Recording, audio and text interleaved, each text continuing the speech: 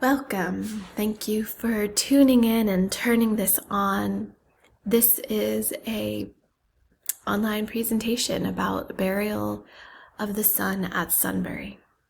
And this is an opportunity for you in your mind to cast yourself out there or to actually get inspired to go there on your own, to have an opportunity to weave with the waters of the Susquehanna, to weave love and to weave land and water energy by the water, with the water, in the presence of the Susquehanna, which, if you're not familiar with the Susquehanna mystery, I highly recommend you go to the Susquehanna Alchemy YouTube channel and check out Michael Wan's Susquehanna mystery, because that is the basis on which this presentation is built.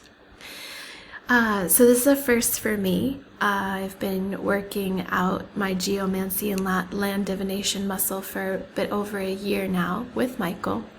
And if Michael Wan is a household name for you, you know he is quite masterful at geomancy and synchromysticisms of all sorts. So thanks for being here with me. This is also my first online presentation. And so I'm trying to feel your future resonance with this, as my experience right now is this kind of isolated silo. I'm just like a talking head talking to my own brain. And so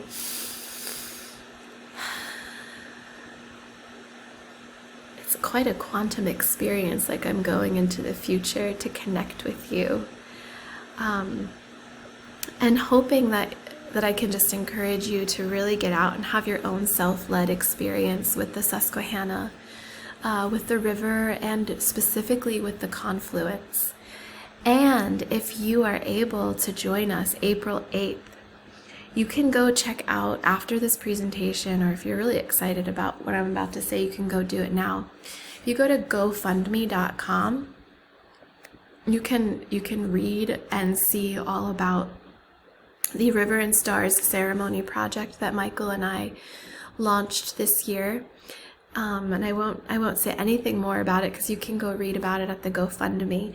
The GoFundMe is, if you're excited about what we're doing and you want to support the project, you can send us funds. When you send funds, you'll get a link to register.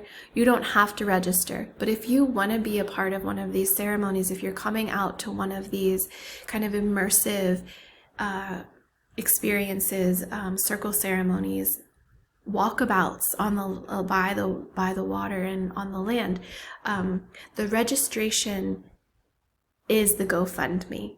So once you send a donation to GoFundMe, you will get the registration link. You can use it if you want to come out and circle up with us in ceremony, or just pass it on to someone else if you actually just want to pay for someone else, or give like an energy exchange for someone else to attend. So, and that project is what took me to Sunbury. I was scoping out with Mike. I was scoping out the landscape. We started up on the cliff for the visual walkabout, and we're preparing for April 8th. And so April 8th is an eclipse.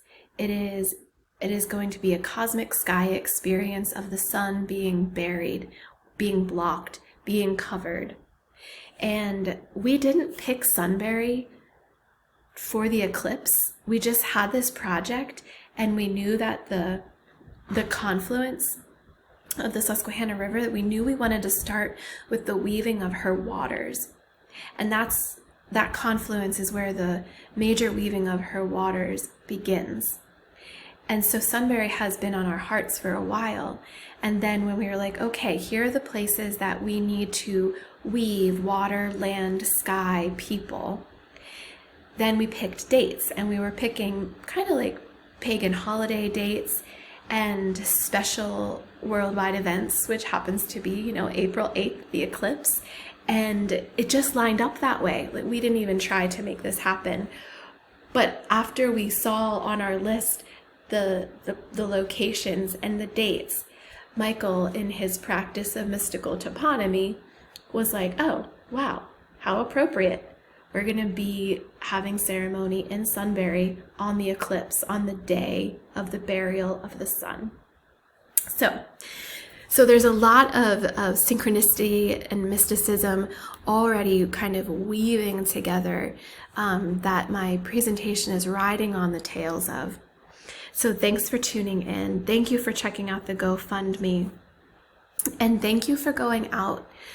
Whether you go on April 8th or not, Sunbury holds eclipse energy because it's in its name, the burial of the sun. And I'm going to break that down a little bit. But first, before I go onward, I just want to say this presentation is shaping up. Like I said, it is built on the foundation of the Susquehanna mystery and altering timelines. So the Susquehanna mystery is related to 400 plus years ago, the Susquehanna River was used as an altar to place power seeds, things like electricity, which is in Sunbury, actually, the first computer, baseball, right? So things that have become worldwide phenomenon were first planted on the Susquehanna River. And there's a whole huge beautiful mystery story, and I encourage you to go check it out on Susquehanna Alchemy YouTube channel and look for Michael's Susquehanna mystery presentations. And so this burial of the sun ritual, this land and water space that's available at Sunbury, it's available as an altar for you, for anyone, to weave energy, to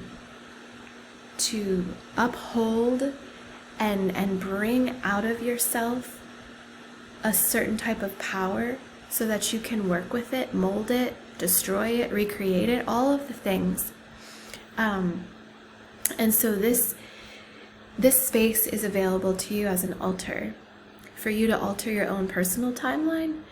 And as we gather in circles together in ceremony, we are going to be altering timelines as a collective. And I'm not talking like Back to the Future stuff, I'm talking like alchemy. And in a couple of previous videos that I did on Susquehanna alchemy, Michael talks about just the lowercase alchemy, lead to gold, that simple. And when I talk about altering timelines and creating altars on the river, whether it's just energetically inside of yourself or whether you do it in your home after listening to this, maybe you go get some river water, or you actually go with us on April 8th or some other day and you plant an altar in the land there. This is an altar for the people, for you, for me, for all of us, to turn from being people who are led around by this domination culture to people who are gold, to people who have an embodied experience of the exhilaration of achievement without achievement, of having met goals without the like kind of that goal mentality of like, you must reach your goals, achieve, just like, what about being, What about feeling the exhilaration of having met a goal just in being and without doing? That's the kind of gold. That's the kind of gold I want to experience in myself and in community. That being is just important as doing, and that we can feel the past tense of having achieved a goal. Oh, let me just ignore that for a moment. Sorry, something popped up on the screen. We can have that experience in our beingness. So, without further ado, we are going to go to the banks. We're going to the banks of the river for our currency. And that is what I would really like for you to remember from this presentation, is that the Susquehanna River and the bank of any waterway. That's the real bank for our humanness, for our flesh and blood and bones. And so when you're feeling like you need a little more cash in your pocket energetically, your currency can be found at the bank. So let's go dive in to her bank. Yep. There we go. So what is this Sunbury, this burial of the sun? I have just 3 little points that really came out for me in my study of this name Sunbury and in my meditations on the burial of the sun. First, what I hear is burial of the sun.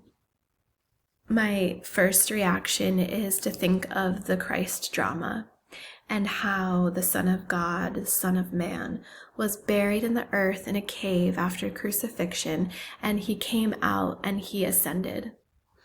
So that's one way of telling the story. What I like to say is that he was part of a mega great goddess ritual community, and he was practicing a rite of passage. The whole Christ drama was an immense high ceremony to anchor a balance of energy that was needed on the earth at the time. And part of the technique was to go into the cave, to go into the mother, to go into the earth, where the body could transmute and become more stabilized, being more space than matter. And he didn't really ascend, like he didn't go up. I would say he went more in. He was able to flow back and forth between the underworld and the, quote, heavens. He's able to move about the earth in a way that these earthly toes cannot. And so just this burial of the sun being a really potent opportunity to rejoin with the power of the mother. And then perceiving the burial of the sun, of actually putting the sun or the sunlight inside the earth, makes me think of like the earth already has light. It reminds me of R.J. Stewart's book Earthlight and the other book Power in the Land, where he is retelling and reteaching ancient Celtic tradition and beliefs. The earth emits its own energy, just like the sun emits its energy, and they're both light. It's just a matter of what's available to our eyes to see. And so I think of how this burial of the sun is such a potent, April 8th is a potent day for tapping into the earth light. And then the geolocation of Sunbury at the confluence of the Susquehanna River always is an amazing opportunity to tap into the power in the land. And if you have Celtic roots, that might speak really deeply to on your cellular level. And then lastly, the burial of the sun it's a death rite. And if you want to soften that a little bit, it's a putting to bed.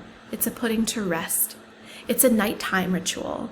Think of it as like a winding down. It's not a time to get out your kazoo. And I know that people are going to be wanting to like put on their eyewear and like look up into the sky, which might be appropriate for you as you discern your way through this experience. But for me, I will probably put my back to it, and I will look into the light of the earth, and I will be contemplating what I am burying as the sun is being buried at my back, and what can be put to rest for renewal, to enter into the great cycle of death and life. Death and life are just two sides of the same coin. Just like masculine and feminine are two energies of the same body, and dark and light are opposites, but they're incomplete without each other. So is death and life. And so there's a really powerful opportunity on April 8th and always at Sunbury for this union of life and death, for this weaving of those energies to be working seamlessly together in one's life. So those, and sorry, I'm just catching up on my notes here. So yeah, so let's go on and get into this. So a friend of ours sent this teaching. You can read it here, but it's just one example of how religious, spiritual, tribal traditions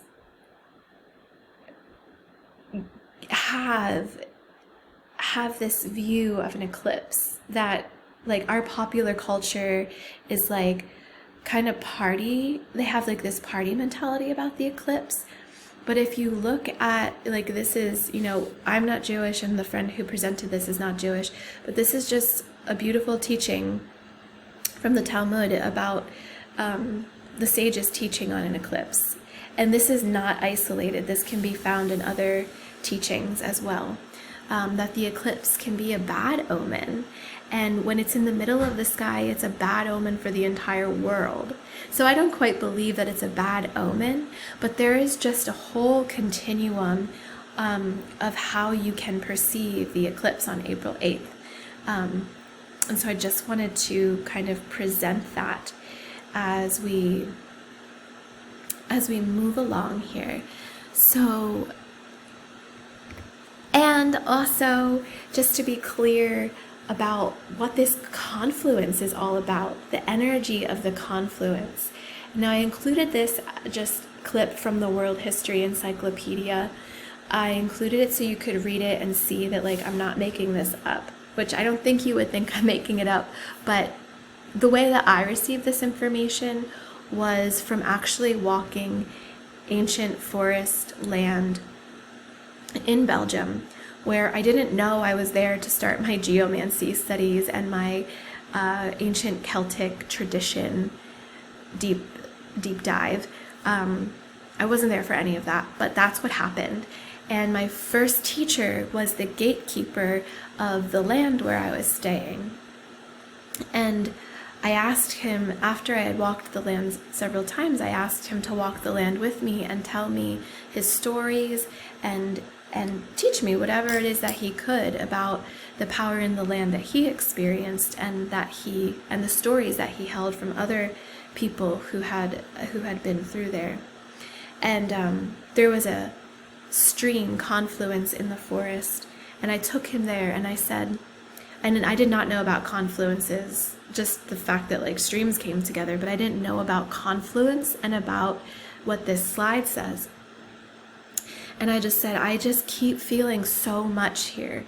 Like, so much is coming through for me, and I'm having such interesting experiences when I'm here at this part of the forest. And it's just a stream confluence, so really small. But, like, I found a random koi fish in that little confluence area. And there was a recently large felled tree that went over the confluence that was holding a really potent burial of the sun, kind of death ritual kind of energy. And then there's a large tree right in the center, like the tip of the land that kind of goes out and forms the land part of the confluence. And when we went there, he said, oh yeah, he's like, this is a confluence, and the Druid belief, and what he's like, not only is it the Druid belief, but people came from all over here. Druids came from all over to meet in places like this. And he said, no doubt that Druids spent a lot of time at this particular confluence, because there's a Druidic mound also on the property. So, you know, and he went on to tell me the stories of other people and shamans who went there and had experiences, and, you know, the different witch groups that they had there, and everyone is whether they're aware about confluences or not, everyone has these similar experiences at that location in the forest. And so you can read it, and when he told me other people's stories, but mostly he told me that this is it's an access point to other worlds, to underworlds, to ancestors. So I'm just going to read this out loud because I like how it's so concisely stated. Especially sacred were those points where movements of waters joined like estuaries and river confluences. Such sites were considered meeting places between the physical and supernatural worlds, as water was a conduit to the other world. Conduit to the other world, the underworld, our ancestors, all of it. So, I am of the practice that the Susquehanna River is an emblem of the goddess Susquehanna, and she is one of the oldest, like she is the grandmother river. And so to behold her confluence is up there in my heart.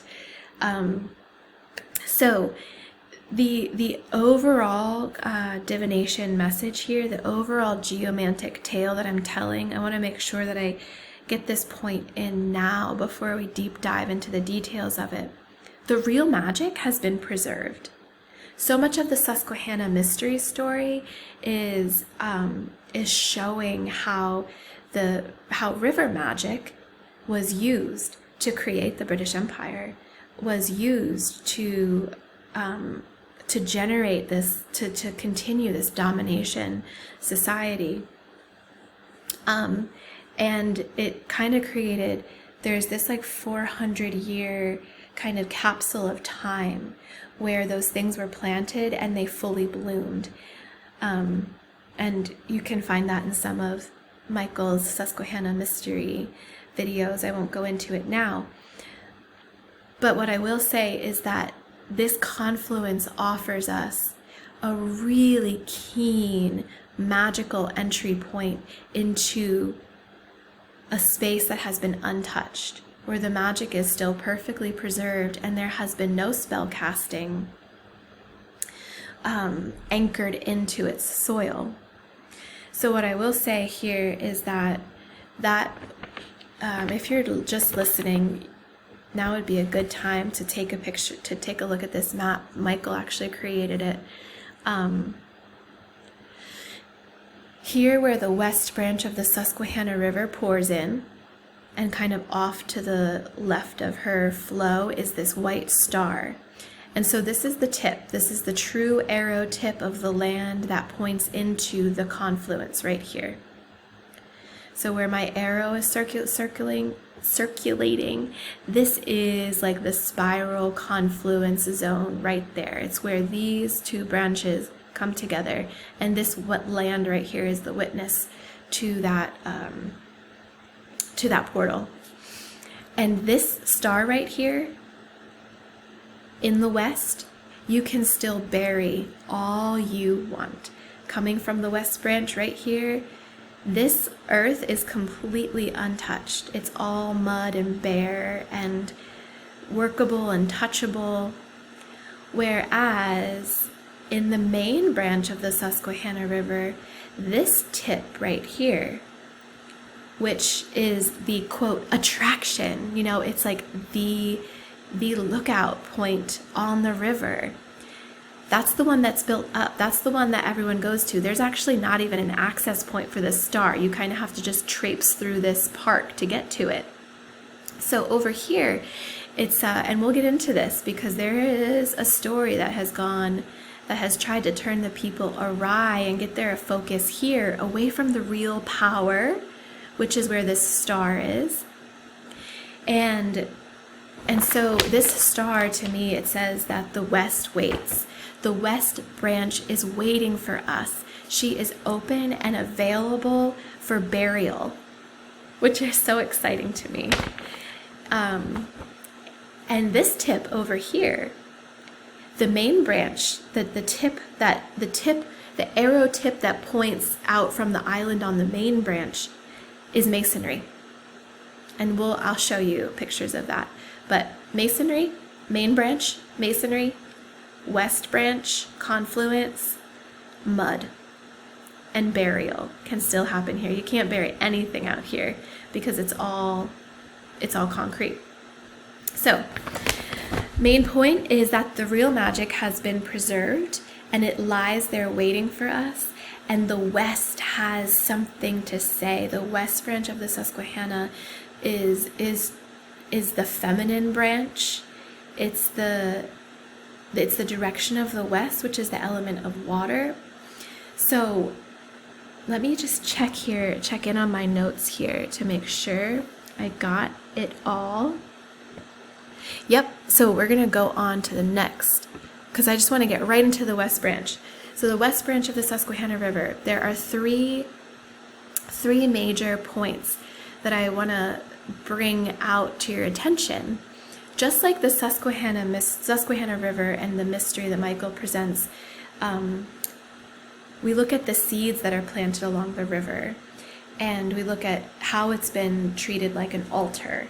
And right, like you set things up on an altar. So what has been set up on the altar of the west branch?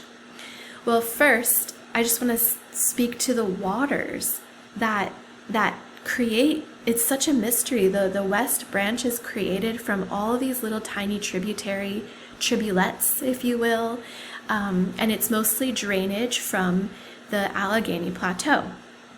So it's water that's coming through the land, underground, trickling off the surface, little streams. There's a larger version of this map that my arrow is pointing at right now, a little bit later on, but you can see it's just like all these beautiful tiny little tribulets that come together and create this magnificent river and the west branch of it.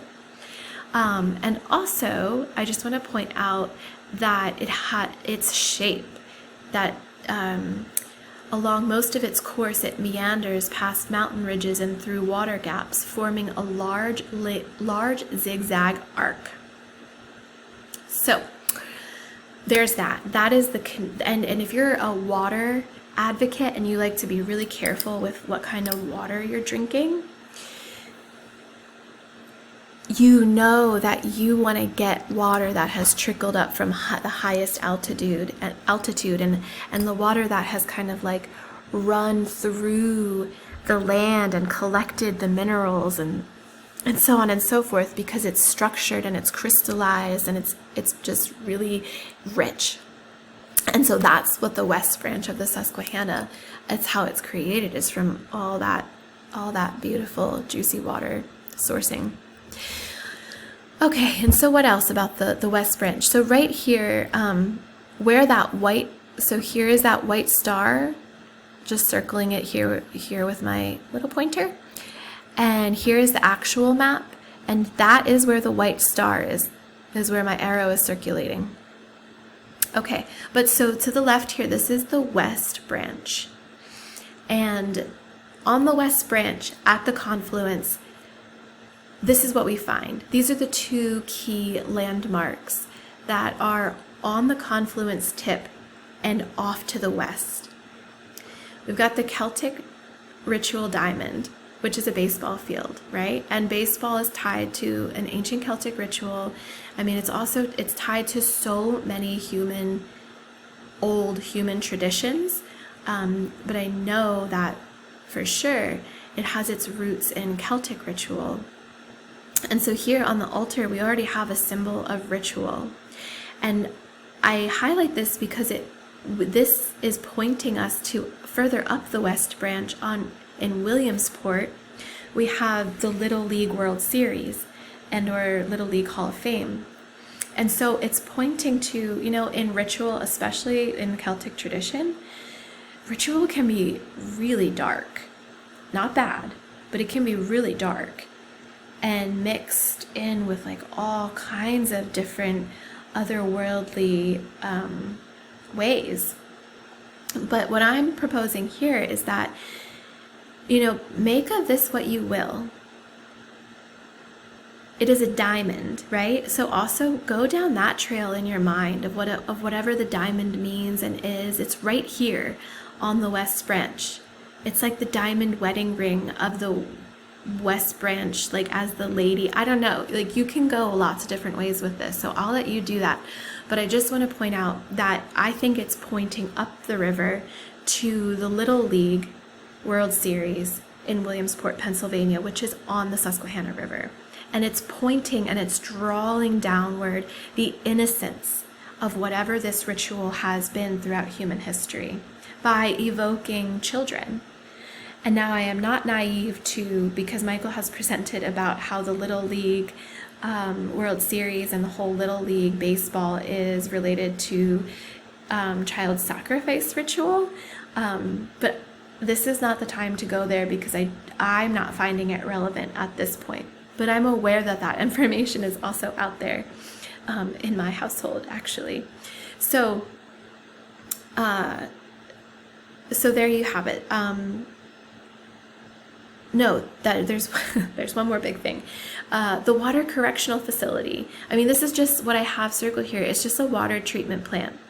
But whenever I see water treatment plant, I think of the element of water in a closed loop system, basically in jail.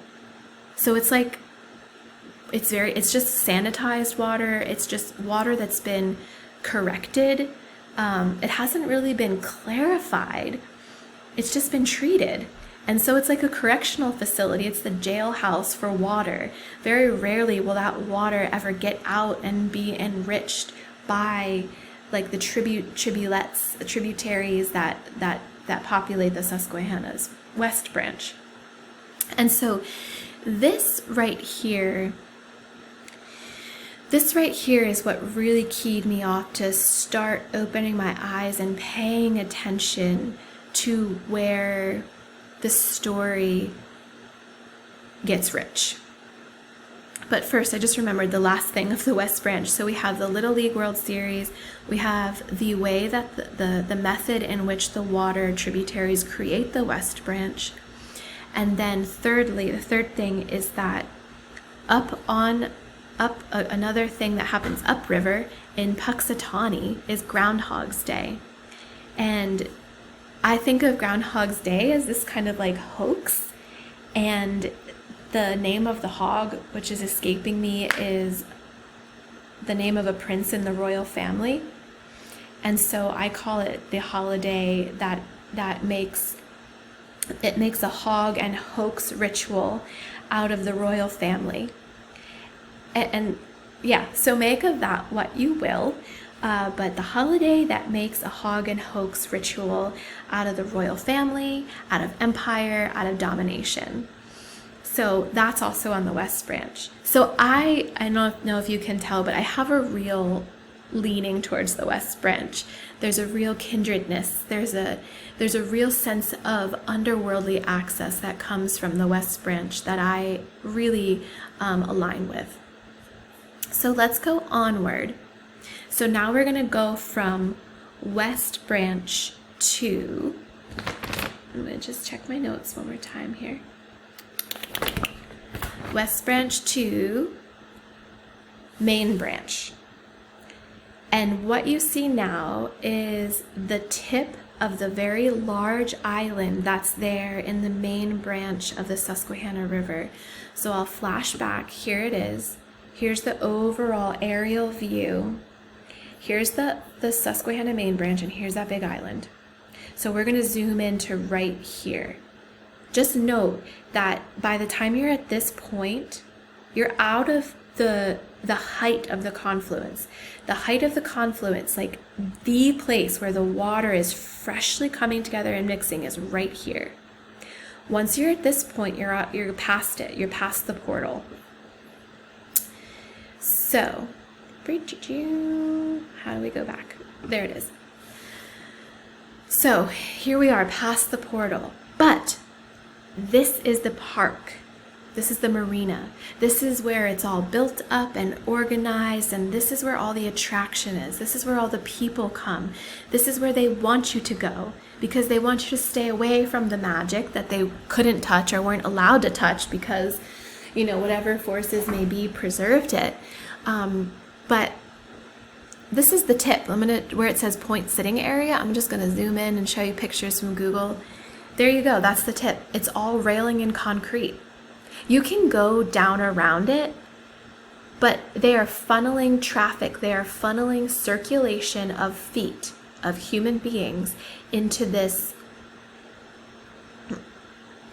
concrete masonry work. And look what the bricks make.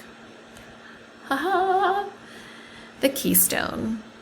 And so we know that this is an echo and a whispering from the Masons, and we've got this fine masonry work kind of just locking in energy to point and harness whatever power is coming down off the main branch.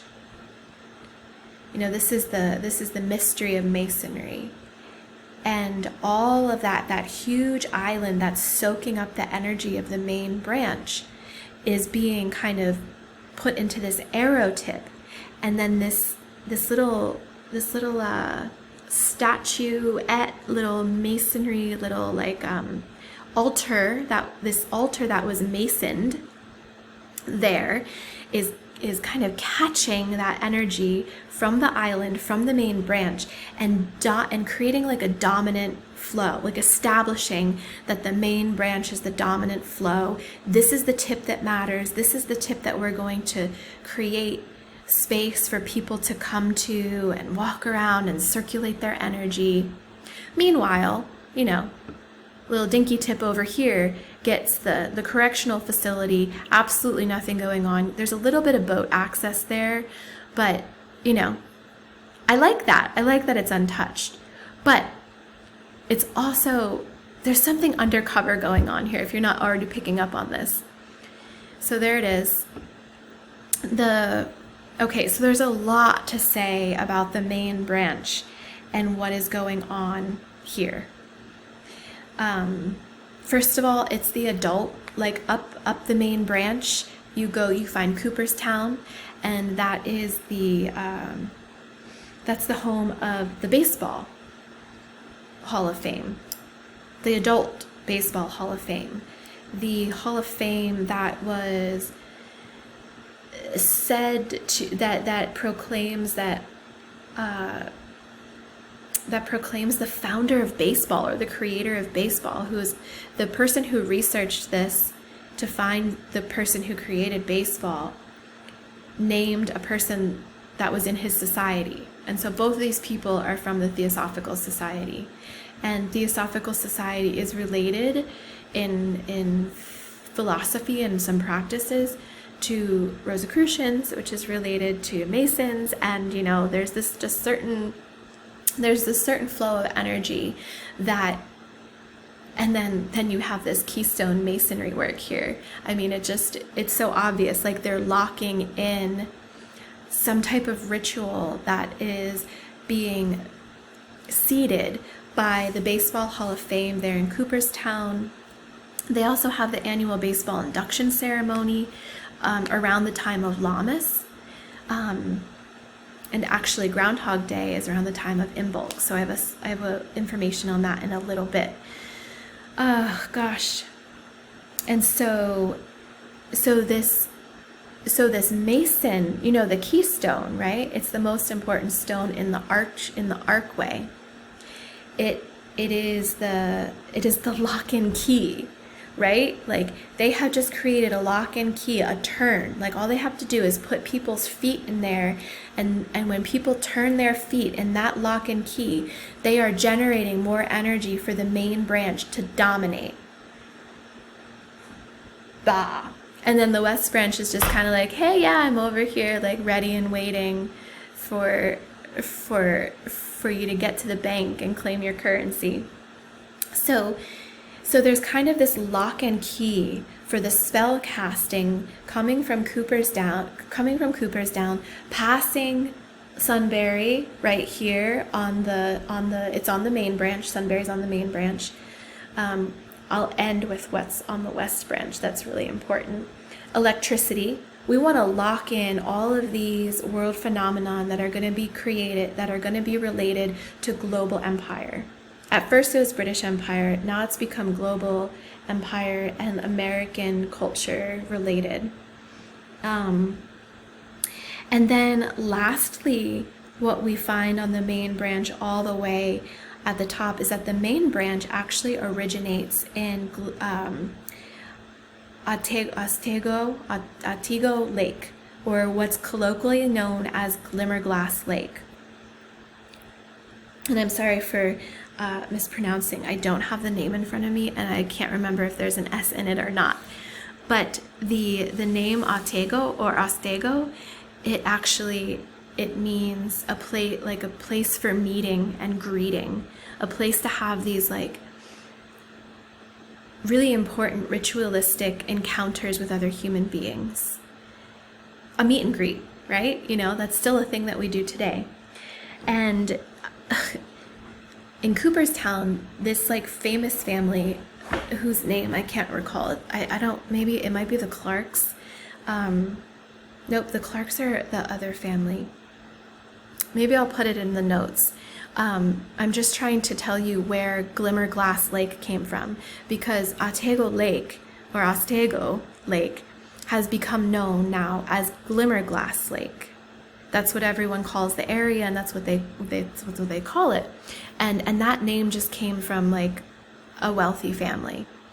They were kind of like rewriting the mystical toponymy, which, you know, the meet and greet, which is such an important human ritual, has now been referred to as Glimmer. And so if this lake is a sacred meeting space, as the native tongue suggests, but now it's Glimmer. And I just think of like when someone has a glimmer in their eyes, I'm always a little bit concerned, you know, like I'm like, is there trickery present? Am I being manipulated? Are there rose-colored lenses? You know, like this whole idea of glimmer. You know, sometimes glimmer is really special, but it's something to be careful with, because it can really catch you off and cast you off on a spell, on a trance. And so I'm not going to call it anything. I'm just going to say that, like, that's it. That's all I'm going to say. In the spells of domination, a lot of glimmery, shiny things have been like, you know, the thing to catch us and cast us into a trance of being dominated, of being in this spell casting ritual of 400 years that is related to lordships, to having landlords, to being in a work paradigm of servitude, to have mortgages, which are death grips, to be a part of this empire and be servants or slaves to this empire, which is really all, like, when it comes down to it, is based on using power to dominate. You know, wow, we have some things to put to rest in regards to our relationship as human beings with power and what power is. Okay, my dears. Oops, sorry, I don't know why I called you my dears. Someone else does that to me, and I always think it's kind of funny. And she just like slipped in. Hi, you. Wow, that's really interesting. Okay. So thank you for staying with me. We're getting to the close. So just in the way that the keystone here that we're still looking at, it's the top of the arch. It's the most important stone, right? Just that's why the Keystone State is named the Keystone State. It's, you know, Pennsylvania is the most important. Like, Pennsylvania is keeping us all together. And so an archway that would have that keystone at the top, an archway is like a free-floating threshold. It's a way in and out. So the masonry work here is kind of creating that. It's like they're trying to move the portal away from the actual confluence where the real power is, where the real access to ancestors is, where the other worlds or the underworld beings are waiting for us to commune with them. And they're shifting that over to this point, which is just mostly main branch water. So I'll let that sink in for a moment. Lock and key Every time you place your feet in there, it's like you're turning open the door, the archway that is being upheld by this altar right here. Meanwhile, remember our beautiful West Branch, she creates a large zigzag arc across the state of Pennsylvania. Do you see it there? When I discovered this, I was just blown away, and I loved this because they had to go and create this ugly thing. Meanwhile, the West Branch is like, listen, I've been creating this arc across the state for, go ahead and try to beat me. This right here is older than, I don't even know. Michael probably knows, but there it is. I'm going to let you kind of make what you will of this. The West Branch is potent with earth magic that can't be touched. It can't be altered. The West Branch will only allow for non-dominating magic to happen. And that is why I think they spent so much energy creating this altar to lock in the domination main branch away and out of, to try to draw attention from where the real power lies, within the West Branch, where there's innocence and ritual, where there's clarity and crystalline, beautifully enriched, structured water coming in and creating her flow. Meanwhile, upriver from here, we've got a lot of confusion about what could be going on around Glimmer Glass Lake, the Baseball Hall of Fame, and the Theosophical Society relationship. And she's just like, hey, yeah, guys, like, I'm creating a land arc. You can't really mess with me. Go ahead and make your little, like, masonry ugly things. I got this. Sorry, I'm just really excited about that part. So, I think we are wrapping up here. It's amazing because I'm all by myself in my brain. This is wild. I just want to point that the West Branch, we already talked about, has GroundHog's Day and Punxstawny. And it happens around the time of Imbolc. And Imbolc being in the belly of the mother, where the seeds of spring are beginning to stir in the belly of the earth, in the belly of Mother Earth. I don't think I need to say any more about that. The West Branch, the element water, the life force energy, feminine, the untouchable arc that is created throughout the region there. And then it's interesting that in Cooperstown, where they have the Baseball Hall of Fame and the annual induction on the main branch, that induction happens around the time of Lammas, and it marks the harvest festival. So, I'm just totally taking like dark lenses here because I obviously have a little bit of like skepticism about the agenda planted up in the main branch, because I know better from the rest of the Susquehanna River and how the folks who came originally were they did make an altar of the river. And they would do everything that they could to lock in the domination paradigm. And so here, naturally, they want to lock in something like Lammas. They want to have a high ceremony like the Baseball Hall of Fame induction around Lammas time to harvest. But to harvest what? My energy? Your energy? Our community's energy? And this is not to say anything about these pagan holidays. It's just simply what is happening in time and place and space. It's just interesting, Harvest. A sacred cycle celebrated by various pagan and neo-pagan traditions. And so, just my skepticism leads me to believe that this ritual happens around the harvest festival because there is an energy of harvesting life force being sent down the Susquehanna River.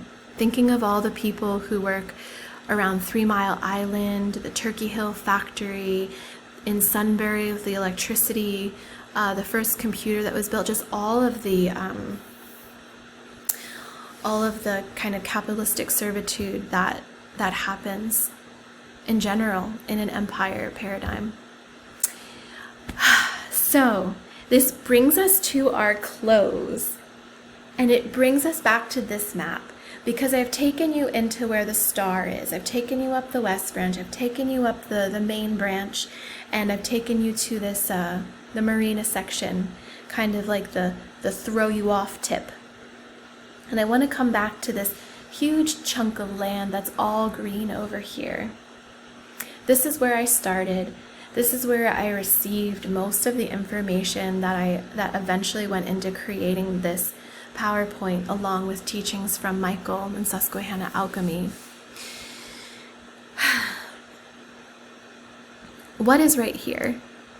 Who is overlooking this ancient story of the feminine just waiting to emerge and flow her beautiful waters that are clear and clean and crystalline and innocent? I know I'm painting a picture here. Yes, yes. Who is overlooking all of this? Looking out over like this hoax that's being played out and this magic that's been preserved. None greater than Shikelami himself, the chief. And so that big green chunk is actually this right here. And I was standing up there with Michael, and you can see it's right here is where they say you could see the chief's face. And you know, it says in certain plaques and stuff that, you know, he would excuse me, you know, you could sit up there, and he would sit up there. And I mean, I'm imagining he would sit up there and he would overlook all that he was given stewardship of. Before the white man even came, he was the steward of the space of holding peace among the tribes.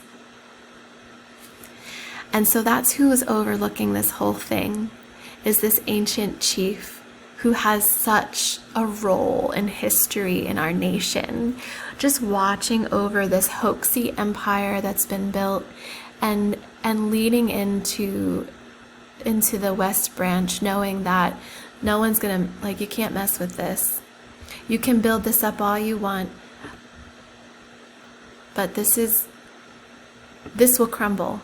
This will remain. And this may even crumble too, but as those rocks crumble and disperse, the power of this chief would become available. I don't think that this is going to crumble anytime soon. Just kind of giving you my theory. And so you can read a little bit about this down here where you can view it. Yeah, so that concludes it. I find it so promising that, you know, this chief, his spirit was, the people kind of embedded his purview and his perspective over all of this, and he was the peacekeeper, and how that energy has just remained as this landscape has been toyed with and played with, and foot traffic has been diverted, which means circulation of energy and arrows has been diverted to keep harvesting the energy of the main branch. Meanwhile, if we just turn our eyes to this muddy patch over here, there's so much power in the land available for the burial of the sun ritual at Sunbury. Sunbury is over here. So while Sunbury is over here, kind of holding down that electricity that became a worldwide phenomenon and allowed the empire to take off, Chief Shikelami is just hanging out in stone, watching the whole thing unfold. And so I hope this has been inspiring. This has been a lot of fun for me, being my first geomancy land divination video. Thanks for bearing with me at times as I stumble through things. And I just want to remind you that this ritual, this altar, this magic is always there. It's always available. And I think it's just going to be really, really awesome to be in that space in a circle with people on April 8th. But if you can't make it out to that, it's still there. This is still there. This west branch is just waiting. And, also do work on the main branch. There's a lot of reclamation work that can be done there.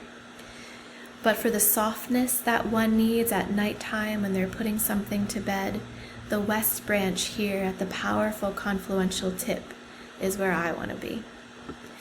And so you can find, I do a guided journey on death that you can listen to. It's free, so it's free to join my Patreon, and this recording is free. Join for freedom. But if you would like to support me in this creative endeavor work that I've been doing myself and with Michael, you can become a patron for interdependence of the community. Also available for one-on-one ceremony or consultation on the water, on the phone, on the Zoom box, however we need to meet. We can have ceremony in whatever modality we choose. Or we can have some consultation, and I can work with you on you having your experience, your rite of passage, your burial of the sun, as you are loved and nurtured by the waters and her currency that are always available on those banks. So I would so appreciate if you went and checked this out, especially if you're coming on April 8th. This journey on death, I think, is really helpful to integrate that fact that death and life are two sides of the same coin. And there's a lot of sweet, beautiful surrender available in that. So there you go. There's my Patreon. There's my Linktree. Thanks for joining me. Thanks for being here with me and resonating out there in the future quantum listeners that you are. And I look forward to catching you somewhere out there as we're on this River and Stars ceremony tour. Again, you can find more about that on GoFundMe. Search in that engine, River and Stars ceremony, and you'll see us. And we'd love to see you soon. Thank you. Bye.